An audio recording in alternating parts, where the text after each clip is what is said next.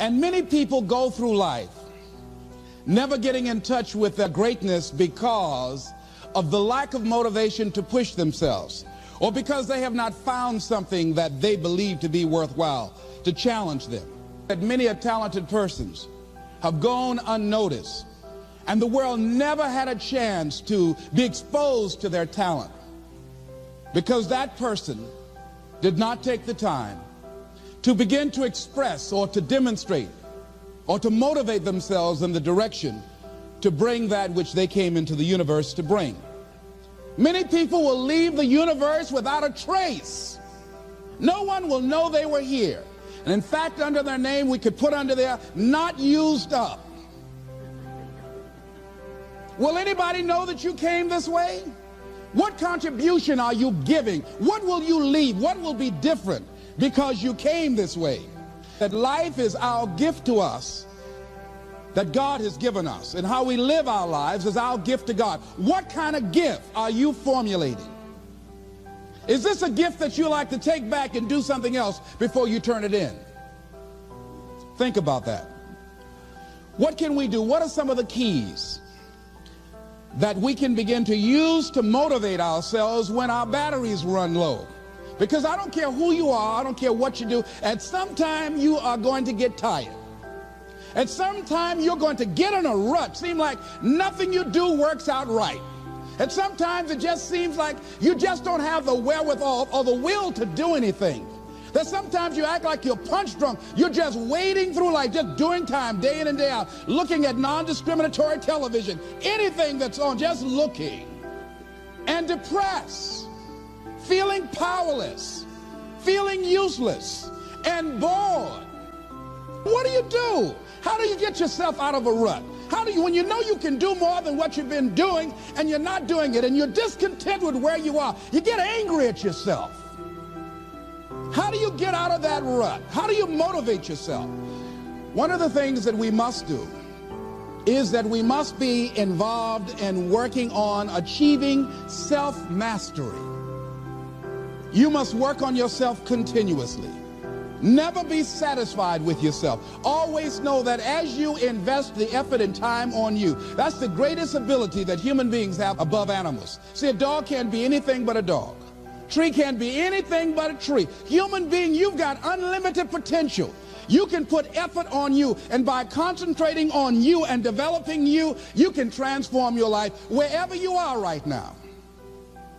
So you want to work on yourself. You want to read books that inspire you and motivate you. You want to listen to tapes over and over and over again. And I suggest that you listen to tapes when you first get up in the morning. You want to control the spirit of your day. When you first wake up in the morning, your mind is operating at 10.5 wave cycles per second. That's when the subconscious mind is most impressionable. Whatever you hear in the first 20 minutes when you wake up, that will affect the spirit of your day. When you listen to tapes, listen with relaxed belief, believing that this can happen for you. And by listening to them, listen to them over and over and over again, and you will get a breakthrough. You can listen to the same tape for months, and all of a sudden you hear something you never heard before. It have a special meaning for you. Or read the same book over again, and you find some special insight. You said, I can't believe I didn't see that the first time. So you want to be involved in developing yourself. Most people won't do that. Most people won't take that kind of effort and invest that kind of energy in themselves, because they will fall prey to that conversation within. Oh, don't do that. You don't have time. You're too busy. You're too caught up in the rat race.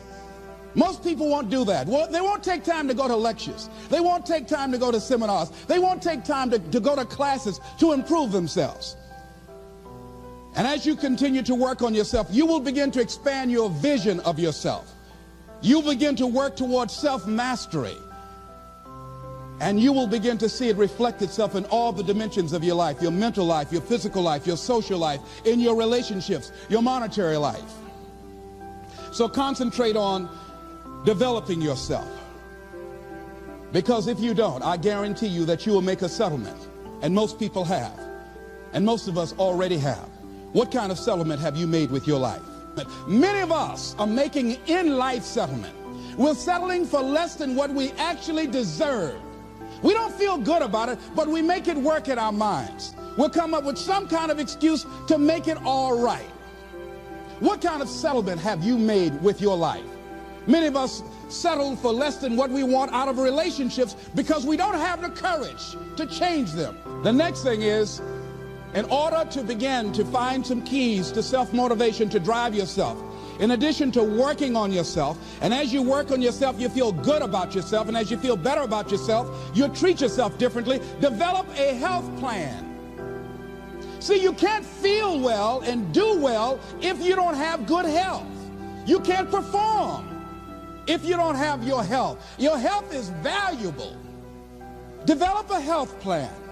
A plan that you will follow, because this is the only vehicle that you have to carry you through this experience called life. And you want to take good care of it because you love you enough. You care enough about you. And that's not easy.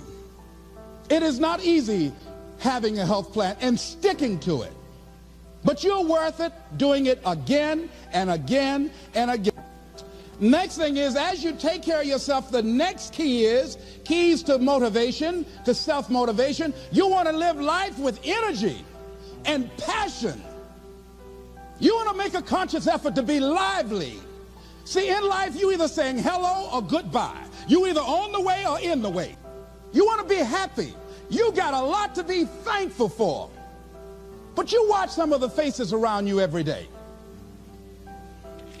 And I tell you, some of these faces, they will put you in a depressed state of mind. So you want to avoid these kind of faces.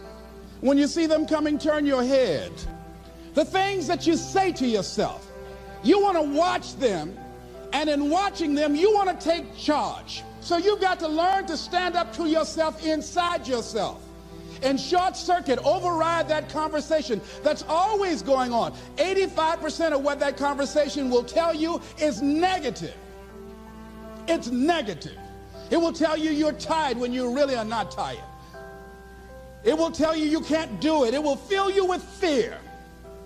So you've got to watch that conversation. And when you find it going on, you've got to stand up to it and say, I'm going to do this anyhow. I'm afraid, but I'm afraid not to do it. And I'm not going to let you stop me. The biggest challenge that you will have in life is you. There's an old African proverb that says, if there's no enemy within, the enemy outside can do us no harm.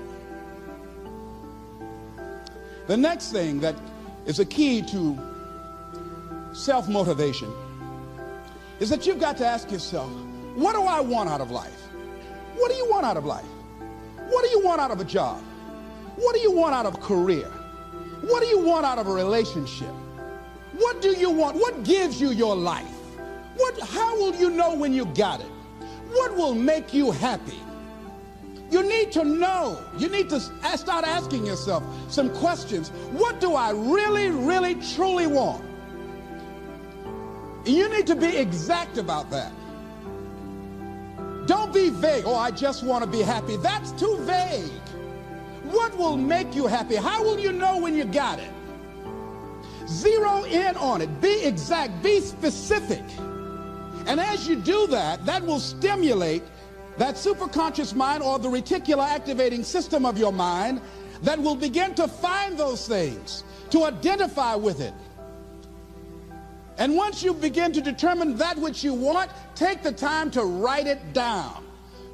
Don't just think about it. Write it down. That is a subjective process that engages the subconscious mind. Write it down. Once you write it down, read it 3 times a day, morning, noon, and night.